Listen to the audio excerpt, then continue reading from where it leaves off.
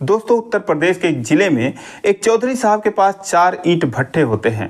इन ईंट भट्ठों पर 200 से ज़्यादा मजदूर काम करते थे और जिसमें एक नई नई लड़की 12वीं पास करने के बाद काम पर लगती है। दोस्तों उस लड़की का नाम रेखा होता है।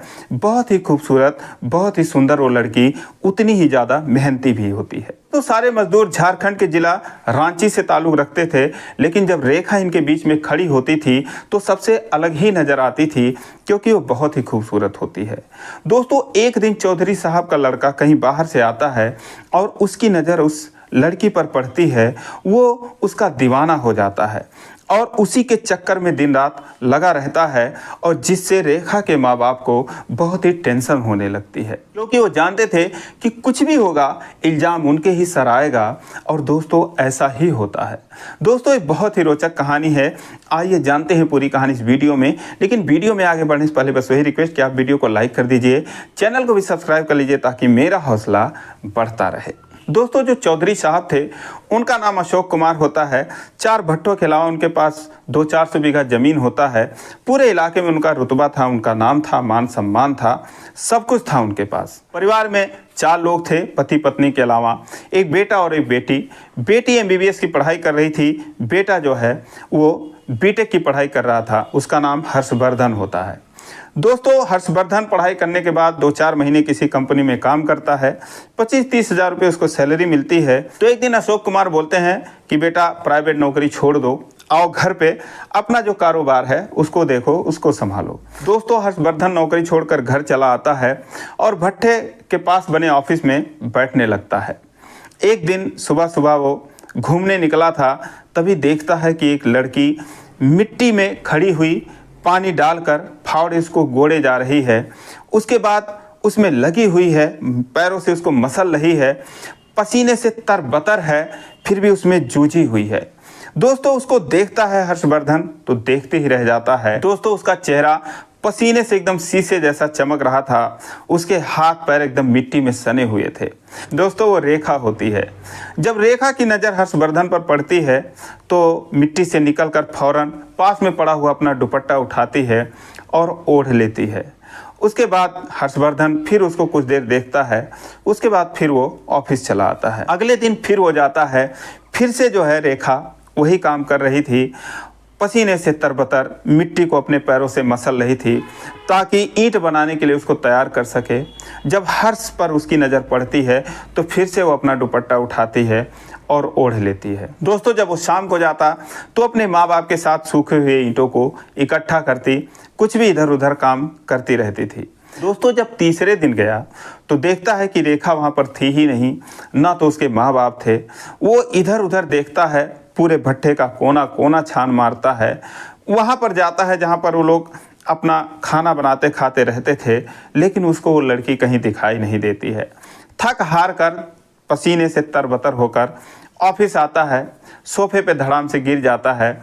उसके बाद AC ऑन कर देता है और फिर बैठ जाता है। कुछ देर बाद फिर जाता है, फिर शाम को जाता है। दोस्तों 1 हफ्ते तक वो वहाँ पर चक्कर लगाता रहता, लेकिन ना तो रेखा थी, ना तो उसके माँ बाप थे। 8वें दिन जब फिर वहाँ पर पहुँचता है तो दोस्तों फिर से वो लड़की वही काम करती हुई दिखाई देती है, जिसको देखकर वो खुश हो जाता है और जाके बोलता है कि आई कॉन्ट बिलीव दिस, कहाँ चली गई थी तुम। दोस्तों रेखा कहती है कहीं पर तो नहीं, मैं तो यहीं पर थी। तो बोलता है मैं रोज़ आता था लेकिन तुम्हें देखता नहीं था, तो तुम यहाँ पर कैसे थी। दोस्तों तभी उसके माँ बाप आ जाते हैं। उसके माँ बाप हर्ष से नमस्ते करते हैं, क्योंकि वो जानते थे कि मालिक का बेटा है, नया नया आया है। तो हर्ष ने बोला कि आप लोग कितने सालों से काम करते हो। तो उसके माँ बाप बोले हमको 15 साल हो गए यहाँ पर काम करते हुए। तो उसने रेखा के बारे में पूछा तो उसने बोला कि ये हमारी बिटिया है। तो हर्ष ने कहा कि बहुत काम करती है, बहुत मेहनत करती है, यहाँ की लड़कियाँ तो इतना काम नहीं करती। अगर हमारे घर की लड़कियाँ हैं वो आटा भी ना गूँथे रोटी बनाने के लिए, और ये तो एक ट्राली मिट्टी है, बेचारी परेशान होती है, इसको मसलती रहती है। तो उसके माँ बाप बोले कि हाँ भैया मेहनती तो है, बहुत ही काम करती है। तो उसने बोला कि आपकी लड़की तो बड़ी अच्छी है। दोस्तों इतना सुनते ही रेखा जो थी वो उसको थैंक्स बोलती है थैंक यू। अंग्रेजी के जब 2 शब्द रेखा के माँ बाप सुनते हैं तो उनको बड़ा प्राउड होता है और वो बोलते हैं कि भैया ये मेरी बिटिया जो है पढ़ी लिखी भी है, काफ़ी होशियार है, अपने नानी के यहाँ रहती थी, वहाँ से 12वीं पास करी, इसकी नानी का देहांत हो गया तो इसलिए हमारे पास चली आई और अब हम इसको कहाँ रखते, तो अपने पास ही लेकर चले आए हैं, 1-2 साल में शादी कर देंगे, चली जाएगी। अब दोस्तों जब रेखा के माँ बाप ने अपनी बिटिया की तारीफ़ करी और उन्होंने कहा कि पढ़ने लिखने में ठीक ठाक थी, बहुत ही तेज़ थी, तो हर्ष ने बोला कि कौन से सब्जेक्ट से 12वीं किया है। रेखा बोलती है कि मैथ से किया है। इस पर जो है हर्ष एकदम हैरान रह जाता है, बोलता है मैथ से, मैथ तो बड़ा मुश्किल काम होता है। तो बोलती है कुछ भी मुश्किल नहीं है, कौन सा मुश्किल काम होता है, मेरा फेवरेट सब्जेक्ट था मैथ। तो उसने बोला अच्छा, तो तुम्हें कितना टेबल आता है, यानी कि पहाड़े आते हैं। उसने बोला 100 तक आते हैं। तो हर्ष ने बोला 100 मतलब 10 दाहिम 100 वाला। तो रेखा ने बोला नहीं, 100 दाहिम 1000 वाला आता है मुझे। दोस्तों आप किसी से बोल दो मुझे 20 तक पहाड़े आते हैं, तो अगला तुरंत बोलेगा 18 का सुनाओ, 19 का सुनाओ। तो इसीलिए तुरंत हर्ष ने उससे कहा चलो ठीक है 78 का सुनाओ, 88 का सुनाओ, 79 का सुनाओ। दोस्तों फटाफट उसने सुना दिया और वो जो है मोबाइल में कैलकुलेटर निकाल के चेक कर रहा था कि सही सुना रही नहीं सुना रही है। दोस्तों जब उसने एकदम सही सुनाया तो एकदम हैरान रह गया, उससे बहुत इम्प्रेस हुआ। फिर वो बोला तुम इस ईंट का क्षेत्रफल निकाल सकती हो क्या? ईंट? मैं कहो तो आपके पूरे भट्टे का क्षेत्रफल निकाल दूं, आप कहो तो इस चिमनी का क्षेत्रफल निकाल दूं, आप कहो जहां बैठते हो ऑफिस का निकाल, किसी भी चीज़ का निकाल सकती हूं। दोस्तों समझ जाता है, उसके बाद बीटेक किया ही था, कुछ और सवाल जवाब करता है, बहुत इम्प्रेस होता है उससे। अब दोस्तों रेखा के माँ बाप भी वहीं पर थे, तो पूछते हैं हर्षवर्धन से कि भैया कैसी है मेरी बिटिया, तो कुछ पढ़ी लिखी है कि नहीं? तो बोलता है चाचा क्या ही बताएं हम आपको, आपकी बिटिया तो एकदम जीनियस है, आप शायद नहीं समझोगे, लेकिन ये तो कोई भी एग्ज़ाम ऐसे क्लियर भी कर सकती है, इतनी पढ़ी लिखी है, इतनी मेहनती भी है, वाकई में बहुत ही ब्यूटीफुल है। दोस्तों उसके बाद वो चला जाता है, फिर शाम को आता है, 2-4 दिन उससे बस बातें ही करता रहता है, इधर की बातें उधर की बातें, और आंखों आंखों में दोनों में एक दूसरे से प्यार हो जाता है। एक दिन 2 दिन के लिए हर्षवर्धन चला गया अपनी बहन से मिलने लखनऊ, चूँकि वहीं पर MBBS की पढ़ाई कर रही थी। वहाँ से मिलने के बाद आया, तीसरे दिन जब गया वो रेखा के पास, तो रेखा जो है कुछ उदास सी लग रही थी, उसको देख के खुश हो जाती है और उसके बाद बोलती है कि कहाँ चले गए थे आप बिना बताए? तो उसने बोला क्यों, बताने की क्या ज़रूरत थी? तो उसने कहा कोई आपका इंतज़ार कर रहा था। तो हर्ष ने कहा कौन इंतज़ार कर रहा था? तो उसने बोला कोई थी लड़की आपके यहाँ काम करने वाली, कोई मजदूर। समझ जाता है, बोलता है क्या बात कर रही हो, सच में मेरा इंतज़ार कर रही थी तुम? तो उसने बोला हाँ क्यों नहीं कर रही थी? तो दोस्तों बोला अच्छा, वैसे मैं भी तो 1 हफ्ते इंतज़ार किया था, तब तुम बताओ कहाँ चली गई थी? बोला हम दूसरे भट्टे पर चले गए थे, कुछ अर्जेंट काम था तो वहाँ पर हम लोग चले गए थे, इसीलिए मैं यहाँ पर 1 हफ्ते नहीं थी। उस दिन मैं झूठ बोल रही थी कि मैं यहीं पर थी। दोस्तों उसके बाद हर्ष बोलता है कि मैं अपनी बहन से मिलने गया था, उसकी शादी करनी है, कहीं लड़का वगैरह देखना है, तो उसके लिए भी जाना है 2-4 दिन में। तो रेखा कहती है अच्छा, और आप शादी कब करोगे? तो हर्ष बोलता है मेरी शादी, मैंने तो शादी कर ली है, मेरी तो शादी हो गई है। अब दोस्तों इतना सुनते ही जो रेखा थी मिट्टी से बाहर निकल जाती है और अपने सर को झुकाकर बैठ जाती है। हर्ष जाता है उसके पास तो बोलता है कि क्या हुआ यार, मैं मजाक कर रहा था। दोस्तों उसको देखती है, उसकी आंखें डबडबाई हुई थी, वो बोलती है कि नहीं आप मजाक नहीं कर रहे हो। तो हर्ष ने बोला मैं सच में मजाक कर रहा हूँ यार, मेरी शादी नहीं हुई है, तुम्हारी कसम। अब दोस्तों इसके बाद जो रेखा थी वो बोलती है कि नहीं प्लीज़ आप चले जाओ, आप झूठ बोल रहे हो। उसने बोला नहीं झूठ बोल रहा हूँ यार, वाकई में तुम्हारी कसम खा तो रहा हूँ। दोस्तों फिर वो बोलती है कि मैं कौन होती हूँ आप जो मेरी कसम खा रहे हो। दोस्तों उसका हाथ पकड़ लेता है, बोलता है तुम्हें नहीं पता कि तुम मेरी कौन हो। दोस्तों उसके बाद दोनों एक दूसरे के आंखों में आंखें डालते हैं और शायद उनका दिल इशारा करता है, दोनों एक दूसरे को हक कर लेते हैं, एक दूसरे के गले लिपट जाते हैं। दोस्तों उसके बाद इन दोनों को ख्याल ही नहीं रहता कि वो कहाँ पर हैं, कोई उनको देख भी रहा है। दोस्तों 10 सेकंड, 20 सेकंड, 30 सेकंड, 1 मिनट हो गया, वो लोग ऐसे ही लिपटे रहे। तभी दोस्तों जो रेखा की माँ थी उसका ईंट पाथने का टाइम हो गया था, वहाँ से चल के आती हैं और वो दूर से जब इन दोनों को देखती हैं कि एक दोनों दूसरे के गले लगे हुए हैं, तो दोस्तों वो कुछ खटपट की आवाज़ करती हैं ताकि ये लोग समझ जाएं। और जब आवाज़ आती है इनके कानों तक तो ये दोनों एक दूसरे को छोड़कर खड़े हो जाते हैं। और उसके बाद जब उसकी माँ आती है तो ये लोग शुक्र मनाते हैं कि चलो किसी ने देखा नहीं। लेकिन दोस्तों इन्हें पता नहीं था कि ये पकड़े जा चुके हैं।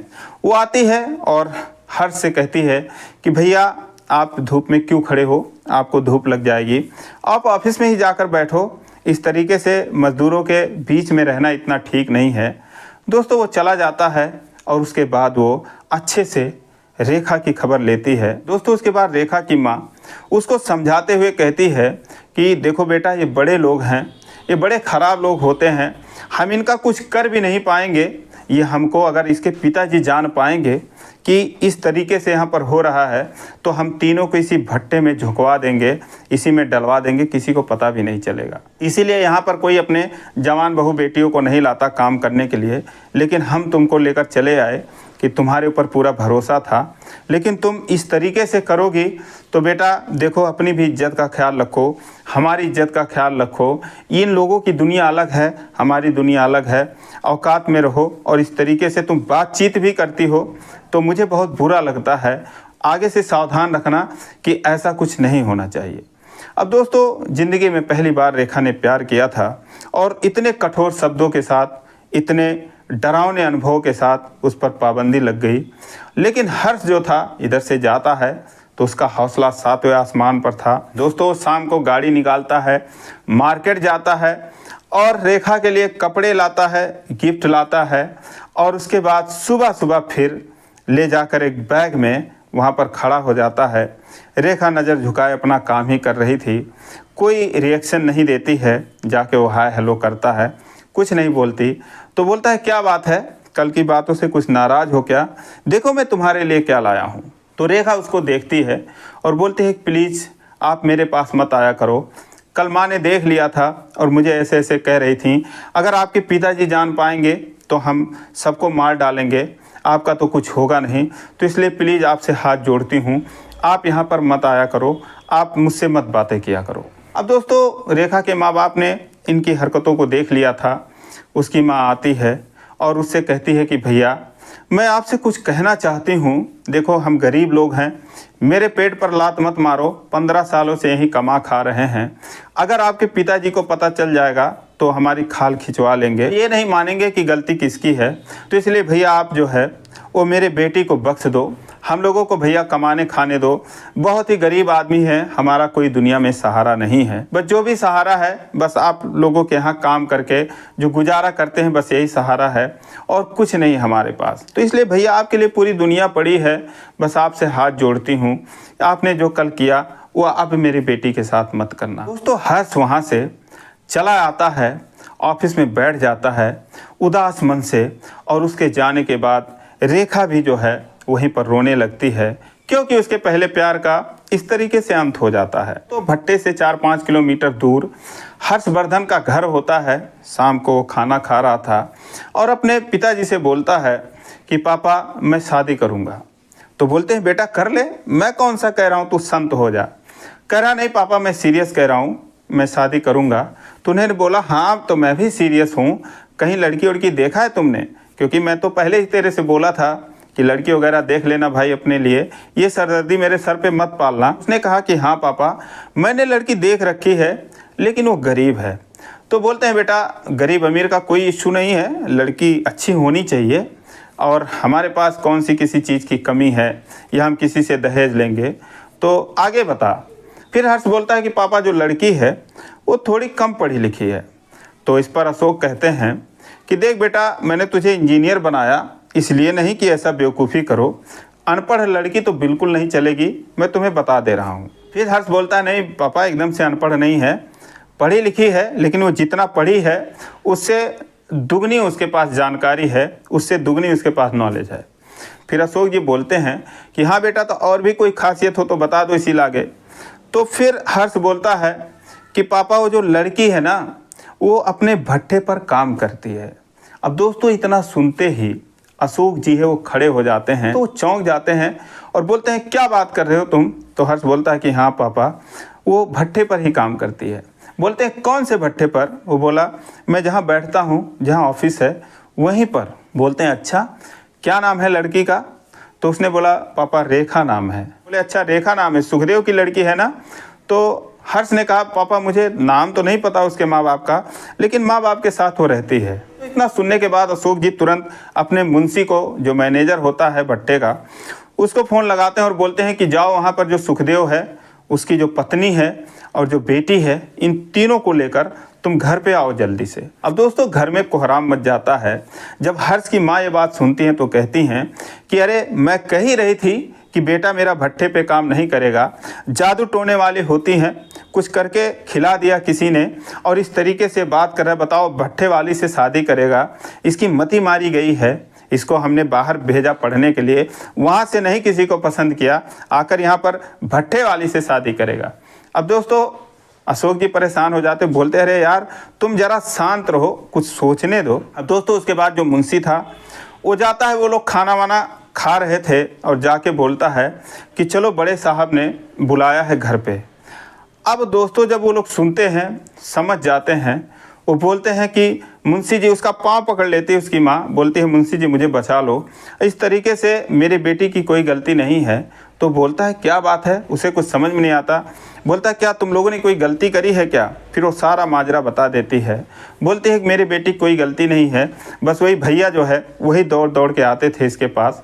अब बताओ अब ये बात कैसे पहुंच गई, कौन पहुंचा दिया, अब क्या होगा? मुंशी से बोलती है भैया मुझे बचा लो किसी तरीके से, हम लोग को यहाँ से निकाल दो, हम लोग भाग जाते हैं। मुंशी बोलता है अरे तुम लोग अपने बारे में सोच रहे हो, मुझे ही तो पूरी जिम्मेदारी उन्होंने दे रखी थी कि मेरे बेटे को जरा काम वाम के बारे में बताते रहना। अब बताओ मेरे नाक के नीचे ये सब हो गया, मुझे पता ही नहीं चला तुम लोग क्या गुल खिलाए हो। अभी वहाँ पर चलो तब फिर पता चलेगा। वो लोग जाने के तैयार नहीं होते। फिर मुंशी कहता है जान से तो मार नहीं देंगे, इसलिए चलो मेरे साथ और मैं भी तो रहूँगा तुम लोगों के साथ, जो भी कहेंगे मुझे भी तो कुछ कहेंगे। दोस्तों ये चारों लोग रात को 10-11 बजे जाकर वहाँ पर पहुँचते हैं। जो उसकी माँ थी हर्ष की, वो तो पर्दे के पीछे चली जाती हैं। दोस्तों जाते ही जो रेखा की माँ होती है वो चौधरी साहब का पैर पकड़ लेती है और कहती है कि साहब मेरे बेटी की कोई गलती नहीं है। तो बोलते हैं उसके पति से कि यार सुखदेव अपने पत्नी को ज़रा उठाओ। फिर वो बोलते हैं चुप रहो तुम सब। दोस्तों वो लोग चुप हो जाते हैं। फिर वो कहते हैं रेखा से कि तुम इधर आओ, ये बताओ कि तुम इससे प्यार करती हो या ये तुमसे प्यार करता है, ये बताओ सज़ा किसको दी जाए। तो रेखा कहती है कि इनकी कोई गलती नहीं है, सारा दोष मेरा ही है। और इधर जो हर्ष है वो बोलता है कि नहीं पापा ये झूठ बोल रही है, गलती मेरी है, मैं ही जाता था इसके पास, मैं ही इससे पहले बात करता था, तो इसलिए इसको कुछ मत कहो, जो भी किया मैंने किया है, इन लोगों की कोई गलती नहीं है। अब दोस्तों इतना सुनने के बाद अशोक जी हंसने लगते हैं। फिर वो अपने पत्नी को बुलाते हैं कि इधर आओ, देखो यही लड़की है, तुम ये बताओ कैसी है, सुंदर है कि नहीं है। फिर उसकी माँ देखती हैं तो बोलती हैं कि ये तो बहुत सुंदर है। तो बोलते हैं हाँ तो ठीक है, तुम्हारा काम हो गया, और ये सुंदर है, मैंने इसका मेहनत भी देखा, और जो सुखदेव हैं इनकी जो पत्नी हैं, इन लोगों की मैं 15 सालों से ईमानदारी भी देख रहा हूँ, इनका भी मेहनत देख रहा हूँ। मुझे तो भाई इस रिश्ते से कोई परेशानी नहीं है। और यहाँ पे मेरा अनुभव बता रहा है कि रेखा और हर्ष पूरा ज़िंदगी भर सुखी रहने वाले हैं, तो और हम लोगों को क्या चाहिए। अब दोस्तों इतना सुनने के बाद जो उसके माता पिता होते हैं रेखा के, वो कहते हैं कि भैया हमारे पास तो देने के लिए कुछ भी नहीं है, लेकिन हम आपके यहाँ ज़िंदगी भर मुफ्त में काम करते रहेंगे। फिर वो बोलते हैं अरे यार सुखदेव तुम मेरे यार समधी बन गए हो, तो इस तरीके से बातें मत करो। दोस्तों उसके बाद चौधरी साहब ने हर्षवर्धन और रेखा की धूमधाम से शादी की। रेखा जो है वो आगे की पढ़ाई करने लगी। तो दोस्तों ये रही कहानी, आपको कैसी लगी कमेंट करके ज़रूर बताइए, और ज़रा भी अच्छी लगी हो तो चैनल को सब्सक्राइब करिए। फिर मिलेंगे अगले वीडियो में, तब तक के लिए जय हिंद।